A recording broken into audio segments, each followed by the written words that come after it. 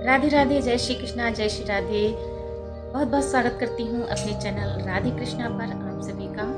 मैं ठीक हूँ और आशा करती हूँ आप सभी लोग भी ठीक होंगे। आप लोगों ने सुना ही होगा, जलंधर एक दैत्य था, जलंधर नाम का। वो भगवान शिव का अंश था और वो इतना पावरफुल था, इतना शक्तिशाली था कि एक समय के बाद उसने महादेव जी को भी परास्त करने की ठान ली थी। महादेव जी भी उसका सामना नहीं कर पाए थे। उसके पीछे की जो शक्ति थी वो थी वृंदा के सतीत्व की शक्ति। आज मैं वीडियो में आप सभी को बताती हूँ कि वृंदा और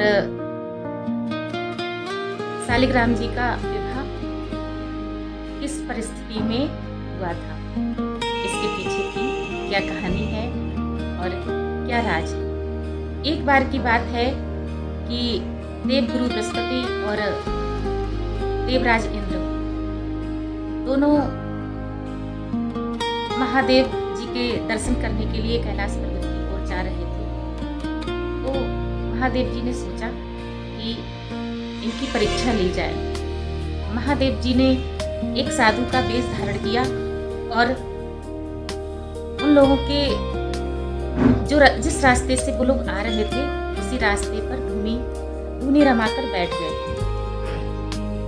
फिर देवराज इंद्र ने देखा कि ये साधु हमारे मार्ग में बैठा है और उनसे पूछा कि आप कौन हो। फिर उन्होंने कोई उत्तर नहीं दिया। ऐसा उन्होंने 2-3 बार पूछा।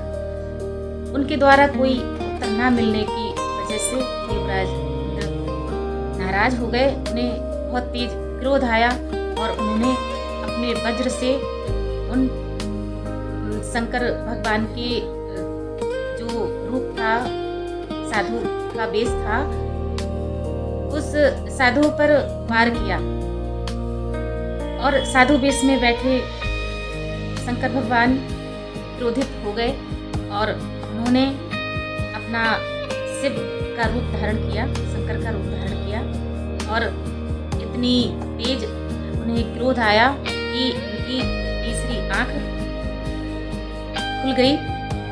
इस सब प्रकरण को देखते हुए और बात बहुत आगे बढ़ते हुए जब देवगुरु बृहस्पति ने देखा तो उन्होंने उनके क्षमा याचना की और उन्हें माफ कर देने का वरदान, देवराज इंद्र को क्षमा कर देने का वरदान मांगा।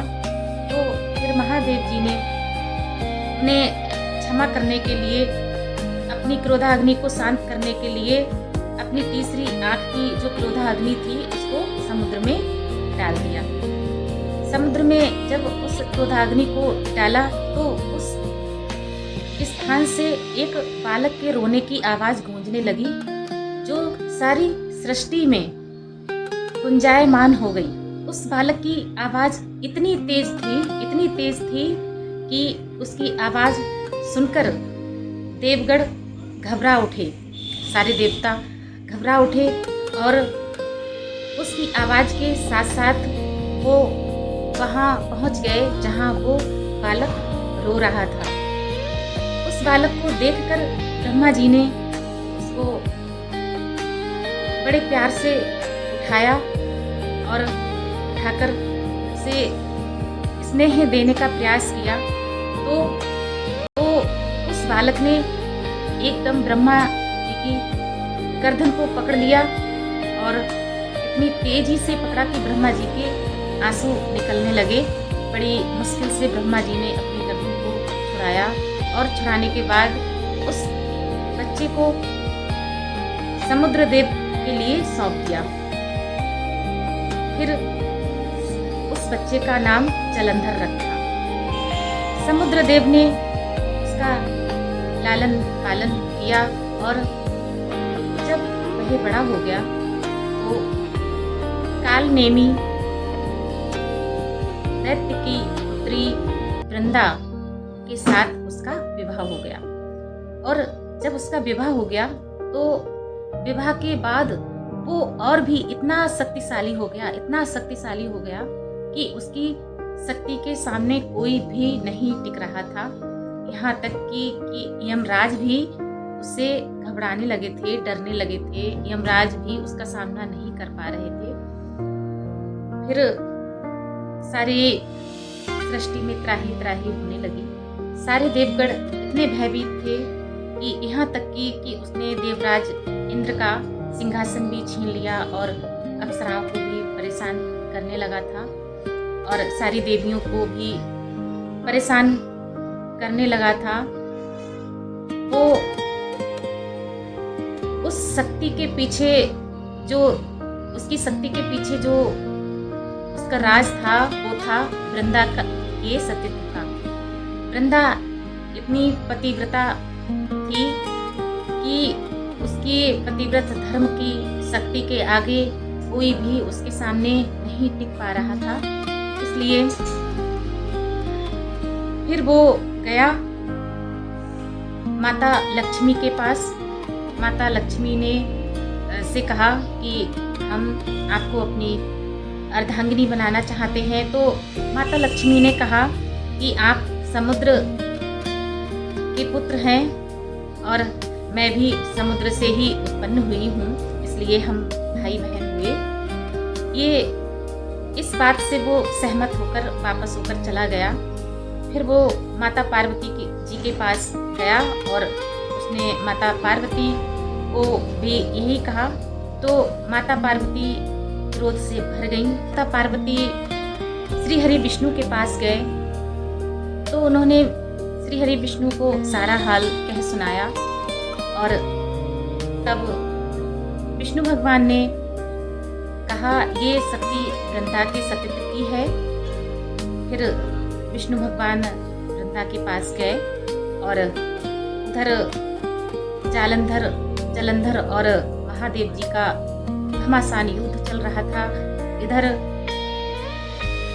श्री हरि विष्णु जी गए वृंदा के पास और उसके पति के रूप में प्रकट हो गए और पति के रूप में उसके साथ रहने लगे। इधर जैसे ही उसका सतीत्व भंग हुआ वैसे ही जलंधर मारा गया और जैसे ही जलंधर मारा गया वैसे ही श्री हरि विष्णु अपने रूप में आ गए।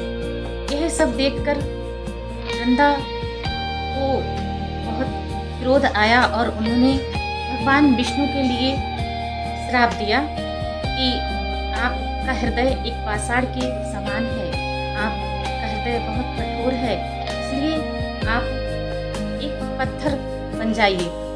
तभी श्री हरि भगवान विष्णु एक पत्थर के रूप में बन गए और उधर वृंदा अपने पति के साथ सती हो गई।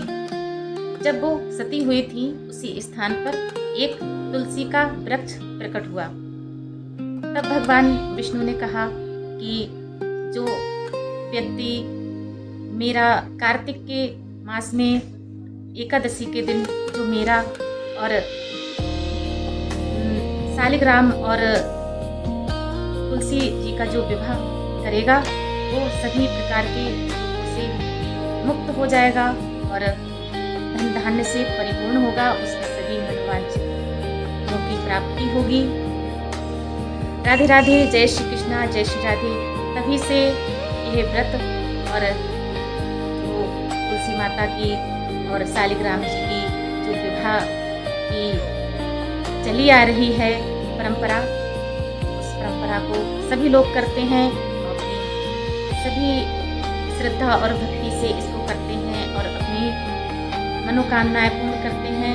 सभी को सुख समृद्धि की प्राप्ति होती है। राधे राधे, जय श्री कृष्णा, जय श्री राधे।